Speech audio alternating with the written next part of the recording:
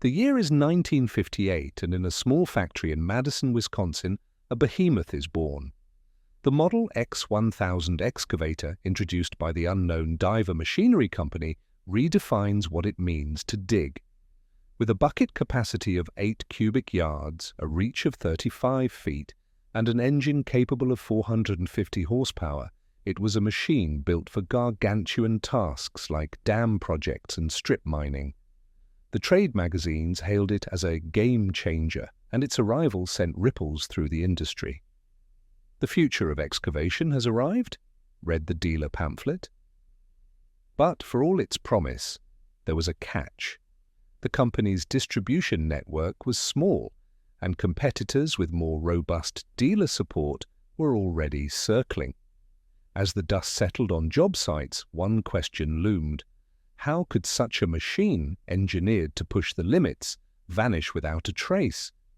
In the post-war years of 1945, Diver Machinery Company was founded by engineer Warren Diver in a cramped metal shop on the outskirts of Madison, Wisconsin. The first machines produced were modest hydraulic loaders designed to move dirt for local contractors rebuilding America's infrastructure. Though the market was dominated by larger players like Caterpillar and International Harvester, Diver's machines earned trust through their reliability and straightforward design. By 1951, a breakthrough in hydraulic systems allowed the company to streamline production, offering better digging cycles than their cable-powered competitors. The factory floor smelled of cutting oil and welding smoke, and Warren Diver himself often worked alongside his small crew of 20 men. As Diver took his machines to job sites across southern Wisconsin, operators began to see something promising in the small company's approach. "It's not just a machine, it's a time saver," one contractor testified in a dealer report, noting the increase in productivity. The hydraulic advantage was real, but the market was slow to recognize it. By the early 1950s, most contractors still relied on older cable-operated equipment, a slow and expensive technology that required constant maintenance and skilled operators. Diver's small machines quickly gained a reputation for reliability, particularly on highway construction sites across the Midwest, where post-war expansion was booming. In the spring of 1956, the Model X500, a compact excavator with an improved hydraulic boom and cycle times 20% faster than comparable models, was introduced to contractors at a regional trade show in Chicago. It wasn't the biggest machine on display, but it caught the attention of smaller contractors who could not afford the larger, more expensive models from industry giants. The X500's success allowed Diver to expand its dealer network, securing territory from Chicago to Minneapolis through personal relationships Warren Diver cultivated with independent equipment dealers. "Best value for the dollar," proclaimed a dealer advertisement in Construction Equipment magazine. However, Diver's reach remained limited compared to its competitors' expansive networks, setting the stage for a critical decision about the company's future direction.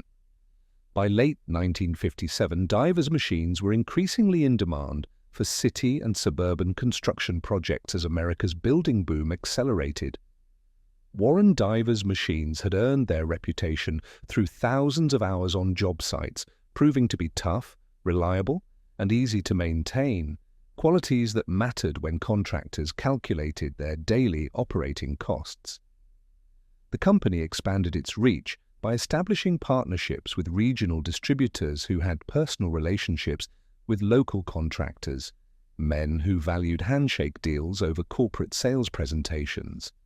The company's credibility was cemented with the introduction of the Model X750 in early 1958, a rugged earth mover used for roadbed preparation on interstate highway projects. Operators praised its user-friendly interface, commenting in dealer surveys that it fit like a glove compared to the more complex controls on competing machines. Diver's success at this stage came down to trust built through direct relationships and customer-first innovations. But trouble was brewing in the larger market as major manufacturers began to notice the shift toward hydraulic equipment. By the early 1960s, diver machinery stood at a crossroads. Hydraulic technology had been proven effective in smaller machines, but the industry was still largely reliant on traditional cable-operated equipment for heavy-duty applications.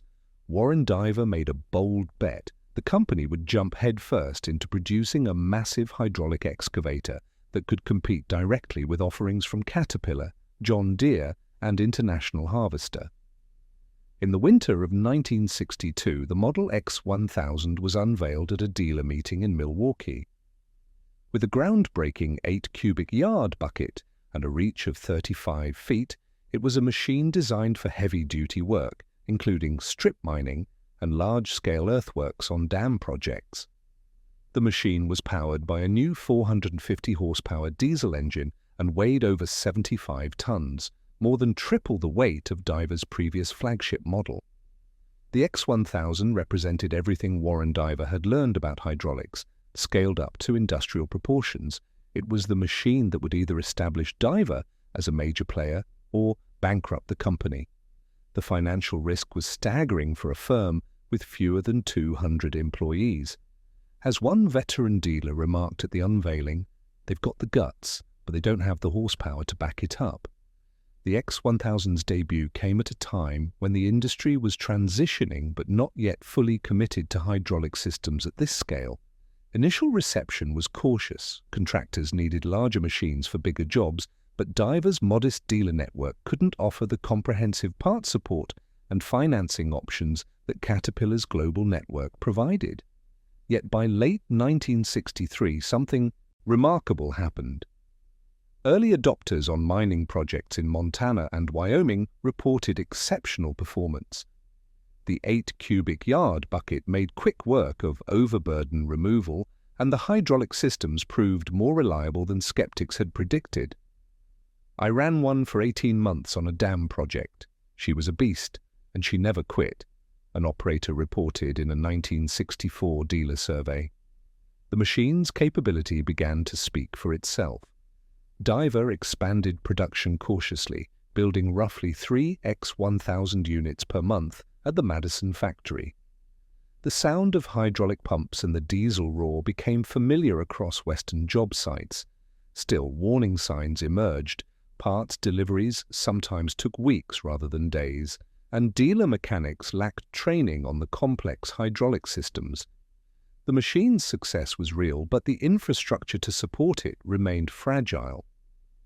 Between 1965 and 1968, Diver expanded its dealer network with urgency, introducing specialized training programs for operators and mechanics to keep the X1000 running efficiently across diverse climates and applications. By 1966, the company had established regional training hubs in Denver, Minneapolis, and Detroit, supporting dealers' need for skilled technicians who understood the intricacies of high-pressure hydraulic systems. The push for continuous improvement led to incremental innovations, track extensions for improved stability on soft ground, power upgrades to the diesel engine, and reinforced boom structures for harsh mining environments. These refinements kept the X1000 relevant on job sites where it competed directly against established brands. Production increased to 5 units per month, and the factory in Madison expanded to accommodate 250 workers. Dealer testimonials appeared in trade publications, and Diver's reputation grew among contractors who valued engineering excellence over brand recognition. However, beneath this surface success, a fundamental problem persisted. While Diver was building high-quality machines, it wasn't building the dealer network fast enough to compete with what was coming.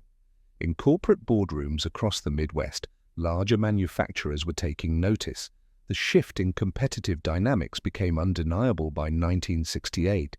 Caterpillar, which had been watching the hydraulic excavator market mature, launched its own competing model with specifications that matched the X1000's capabilities. John Deere followed in 1969, and International Harvester entered the market in 1970. These giants had advantages Diver could never replicate: extensive dealer networks spanning every state, vast parts inventories that ensured same-day delivery, and financing options backed by major banks. The once promising X1000 was suddenly competing against machines supported by corporate infrastructures worth hundreds of millions of dollars. For contractors evaluating equipment purchases, the calculation shifted. Diver's machine might perform as well or better, but what happened when it broke down 200 miles from the nearest dealer? What happened when a critical hydraulic component failed and the replacement part was 2 weeks away? The market's answer was brutal and rational. "We did the best we could," an anonymous diver executive told a trade journalist in 1971, "but they had what we didn't: scale, infrastructure, and staying power." Diver's engineering team continued to innovate between 1971 and 1974, introducing improvements to the X1000's hydraulic efficiency and developing prototype attachments for specialized applications. But the market was no longer willing to support a niche brand, however excellent its engineering. The X1000, once lauded as a groundbreaking machine that proved hydraulics could handle heavy-duty work, was now seen as a risky purchase with uncertain long-term support. Production slowed to 2 units per month, then 1. By 1973, the company's financial situation had deteriorated enough that Warren Diver began exploring options he had never imagined: potential mergers with larger manufacturers, acquisition offers from private equity firms, or even liquidation. The factory floor, once bustling with the confident energy of a growing company, grew quieter. "The business was changing faster than we could keep up with," recalled an operator from Madison who had worked with Diver machines since 1952. "It wasn't just about building a better machine anymore. It was about who could support it nationwide, who could finance it, who could keep parts flowing. We couldn't compete on those terms." In a final attempt to reclaim market position, Diver Machinery introduced the Model X1200 in 1975, a 10-cubic-yard excavator with advanced hydraulic systems that delivered smoother operation and a reinforced frame designed to handle the harshest mining applications. On paper and on job sites, the X1200 represented the pinnacle of Diver's engineering expertise. Test operators marveled at its precision and power, but the machine arrived too late into a market that had already consolidated around established brands. Despite its technical brilliance, the X1200 faced an impossible challenge. Diver's dealer network had begun to fracture as independent dealers signed agreements with Caterpillar and John Deere to ensure their own survival. Production of the X1200 never exceeded 30 units total. The machines that were built sat in dealer lots, their yellow paint gleaming under fluorescent lights, waiting for buyers who never came. It was a cruel irony. Diver had created its best machine at precisely the moment when being the best no longer mattered. By, say, 1977, Diver Machinery's financial situation had become untenable.